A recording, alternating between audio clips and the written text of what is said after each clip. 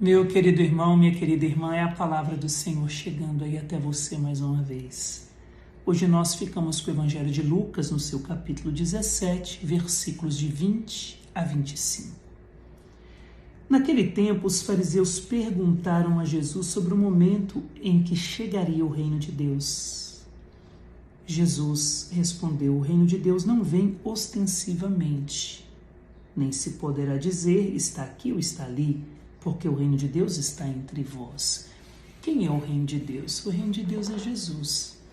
E onde Jesus está, ali está o seu reino. E onde os discípulos de Jesus vivem a sua palavra, ali também está o reino de Deus.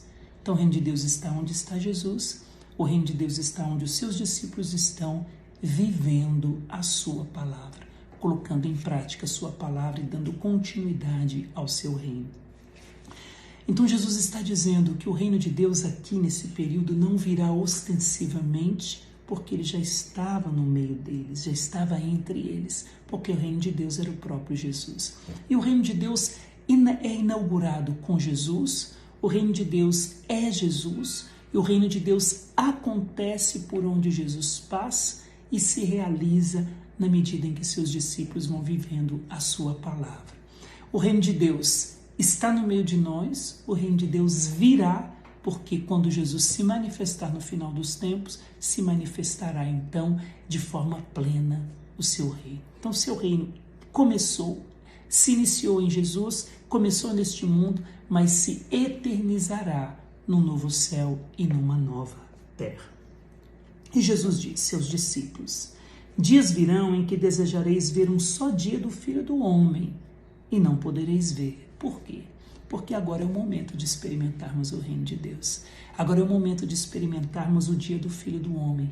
É o tempo que Deus está nos dando. É interessante que um autor desconhecido, numa das suas homilias, uma homilia de um autor desconhecido, está na liturgia das horas, e ele vai dizer o seguinte, uma coisa muito interessante, que o barro, a argila, enquanto ela está sendo modelada, enquanto ela é barro, ela pode ser modelada quantas vezes for preciso. Agora, uma vez que ela for para o forno, uma vez que o vaso for para o forno, a argila já não pode mais ser modelada e já não tem mais o que fazer, segundo esse autor.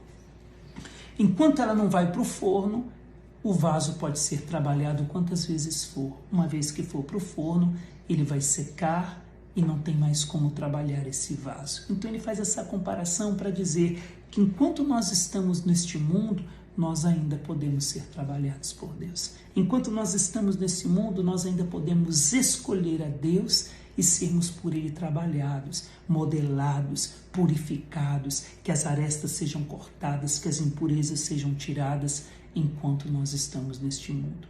Uma vez que nós entrarmos no forno, ou seja, uma vez que nós sairmos desse mundo e formos por Deus chamados, já não teremos mais o que fazer, não tem mais como Deus trabalhar em nós, porque nós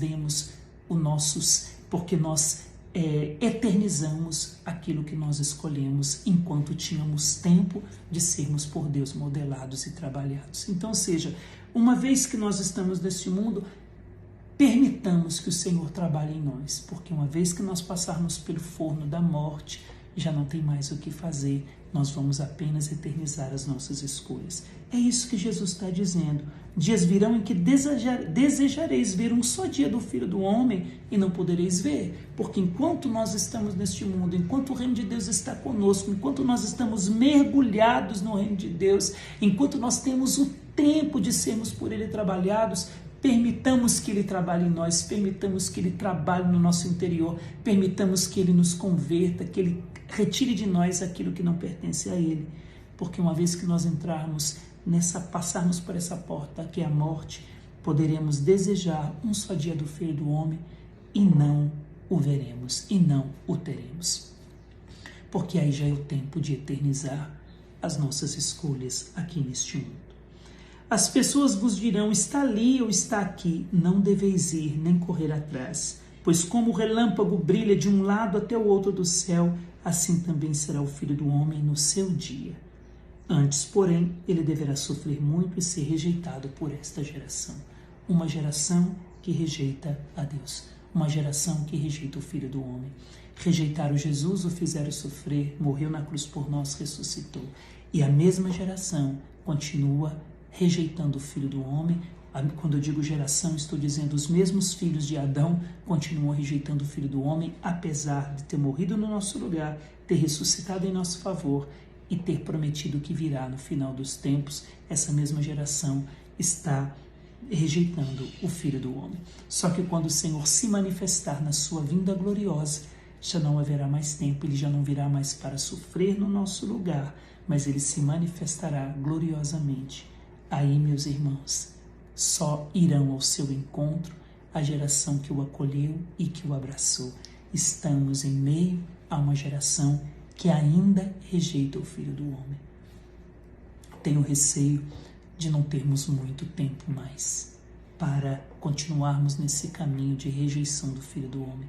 É chegado o momento de acolhermos a Jesus por amor, de buscarmos na sua palavra, vivermos a sua vontade, revelada na sua palavra, revelada na igreja, revelada através do magistério da igreja. Busquemos o Senhor, como diz o profeta Isaías, enquanto ele se deixa encontrar. Porque dias virão em que desejaremos ver um só dia do Filho do Homem e não o veremos. É o Senhor que está dizendo, porque essa geração ainda rejeita o Senhor.